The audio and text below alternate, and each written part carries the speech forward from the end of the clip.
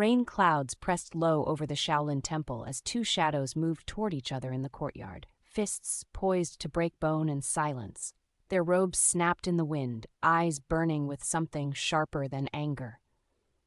Between them stood a single figure, a woman, one hand on each wrist, holding back both strikes as stone cracked under their feet. A calm inner voice threaded through the moment. They had trained to master their bodies, but no one had trained their hearts. Liang had always been the temple's quiet blade. His movements were clean, measured, like calligraphy written in the air.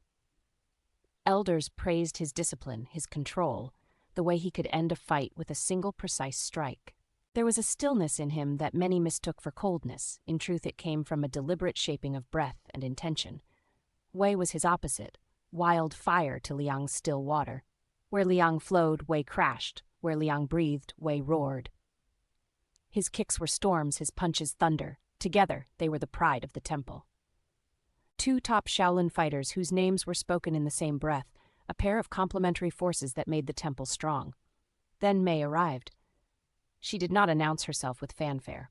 Her presence was sharp and gentle at once, eyes steady, posture unshakable. Her skill stunned them. She moved like a poem, the grace of a crane, the power of a tiger, the quiet focus of a monk who had already brushed the edge of life and death. When she fought, the courtyard fell silent. When she bowed, even the elders straightened. There was an economy to her motion that read like truth, nothing wasted, everything earned. Liang admired her first in secret. In her stillness, he recognized the discipline he tried so hard to embody. He watched her during morning drills, noting every angle, every breath. For Liang, her beauty was in the way she never wasted emotion, never struck without reason. When she corrected his stance with a light touch on his shoulder, his heart stumbled. Then he scolded himself and buried the feeling beneath meditation and the sharpening of technique. Wei's love was less contained, more incandescent. He fell for her laugh the first time she spun through his attack and smacked him into the dust, then offered him a hand up with a crooked grin.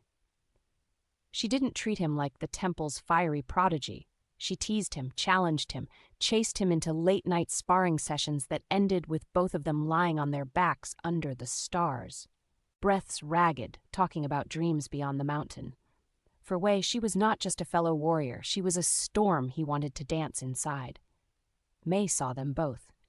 She drank tea with Liang in the cool hush of evening, talking about philosophy, duty, and the weight of expectation. She traded bruises and laughter with Wei in the mornings, testing the edge of their abilities until the sun climbed high. Whether she knew the depth of their feelings or chose to ignore it, she tended both with the same calm, steady light that had made the elders take notice. Her attention was not selective, it was generous, and that generosity became the seed of a quiet complication. Whispers grew like ivy around stone pillars. Disciples glanced between the three of them, catching Liang's gaze, lingering a moment too long. Watching Wei's smile widen when Mei entered the courtyard, the elders watched in silence. They had been grooming the next master for years, and rumors ran like blood in a vein. Some said Liang, some said Wei, a few whispered Mei. The possibility of a next master made the atmosphere taut. Power, desire, and duty braided together in ways that sometimes broke people. Cracks began to form where once there had been no seam. During group drills, Wei's strikes against Liang came a little too hard, a little too fast. Liang responded with blocks that stung. A two-man form that used to flow like water now splashed in awkward, stuttering beats. Mei noticed. Her brows drew together, but she said nothing until one evening when their sticks clashed so violently that both splintered and shards flew. The tension was a living thing then, visible in the set of shoulders and a flicker in unsettled eyes. That night, the unspoken became a storm. Wei found Liang alone, practicing slow, circular movements meant to smooth the mind as much as the body. Wei stepped into the circle of light and did not mask the question with politeness. The challenge had been laid, and it needed an answer. Liang's movements ended in a still stance that looked like resignation and steadiness at once. Neither man denied the charge in the other man's voice. One wore it like brazen heat, the other like a closed wound. They argued without shouting, each movement and breath a sentence.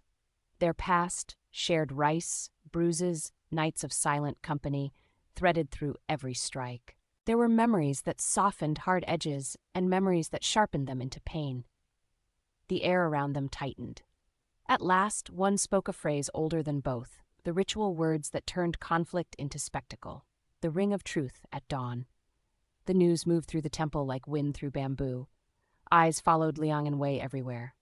Mei felt it first, an intuitive shiver when she walked past the empty courtyard and felt the stone hum with expectation. The elders did not say much, but their silence carried judgment, history, the steady weight of all who had come before. The disciples arranged themselves like live witnesses, ready for a lesson hidden inside a challenge. Dawn came veiled in mist. The Ring of Truth was a circular stone arena etched with characters that spoke of clarity, humility, and stripping away of illusion. Here, what was buried surfaced more easily. Here, every strike said what the mouth could not. The head elder and others gathered around the ring, faces unreadable. Disciples lined the outer steps in silent rows. Liang entered first, robes neat, movements calm but hands trembling once before being slowed by intent. Wei arrived later, eyes rimmed with sleeplessness, breath impatient as if the very air could be struck. Mei was not there when the gong sounded. The absence of her form felt like a missing chord in an otherwise complete song. They bowed to the elders, then to each other. For a heartbeat, their eyes met as the boys who had shared hardships and secrets, and then the moment pivoted into combat. Wei attacked first, as he often did, a blur of motion slicing through the mist. Liang deflected, redirected, used Wei's momentum against him. Their bodies spoke a language older than this particular conflict. Years of drilled forms, synchronized fights, painful camaraderie. With each exchange, the fight changed shape. Technique gave way to raw emotion. Memory became the blade. Wei's strikes grew reckless, fed by a thought that lurked like a landmine. If I do not win, I will lose her. Liang's counters were precise but edged with fear. If I lose, I prove myself unworthy. Love in that circular arena had become a weapon. Blood appeared, a cut split above a brow, a lip split into a whisper of red. The sound of impact echoed against the stone pillars. A crowd watched breathless as two men they knew well transformed into icons of what happens when longing collides with honor. Mei arrived as dust coiled around a man on one knee. Her heart lurched at the sight of both of them, bloodied and panting, locked in a conflict she had not asked for. She stepped into the Ring of Truth at the last possible instant and took both their wrists, one in each hand. The impact shuddered up her arms, and stone beneath her feet cracked as if the mountain itself reacted. Their strikes froze inches from the target. Time held its breath. Without speaking in direct words, her face conveyed a fierce break from her usual calm. She was not angry in the petty way of being spurned. She was raw with a larger grief. The choice she offered, without uttering the formalities, was clear. The fight had to stop, because the prize being fought over was not an object to be won. It was a heart, fragile and sovereign. She knelt in the center of the ring, not as supplicant, but as witness, presenting herself to the elders and to the men who had nearly destroyed each other for her presence in their lives. The elders did not look surprised. The head elder stepped forward with the soft knowing that only a life lived long and close to human flaws can bring. He spoke about the Ring of Truth as a place where what you truly are rises to the surface. They had not arranged the duel to punish or to crown. They had watched to see whether the contenders would choose victory or understanding. The lesson landed in the silence like a bell sound. Both men relinquished some of the posture that had driven them. Shoulders sagged, fists unclenched. The head elder spoke larger truths, that love is not the enemy, but the need to own, to win, to stand above another heart is. Power hoarded becomes poison. Strength is not proved by dominating tenderness. It is proved by protecting it and allowing it to exist beyond your claim. Mei rose. So did Liang and Wei. For the first time since their challenge began, they stood side by side, not facing each other, but facing forward. The test ended not with a victor, but with a verdict of shared humanity. The truth was clear. They were not weaker because they loved. They had been weakened by the assumption that love must be a prize.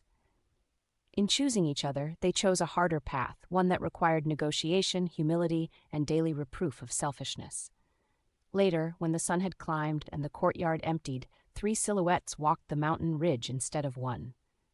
Liang's precision, Wei's wildfire, Mei's integrating grace wove together into patterns that had never existed before at the temple.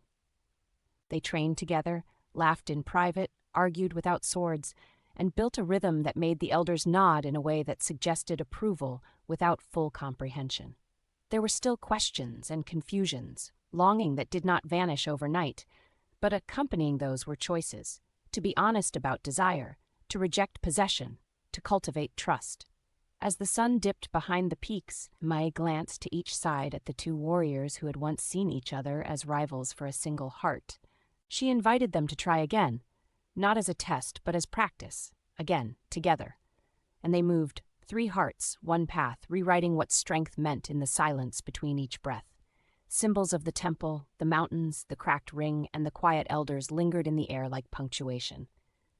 The lesson remained simple and deep. Love does not demand a victor, it asks for courage to share.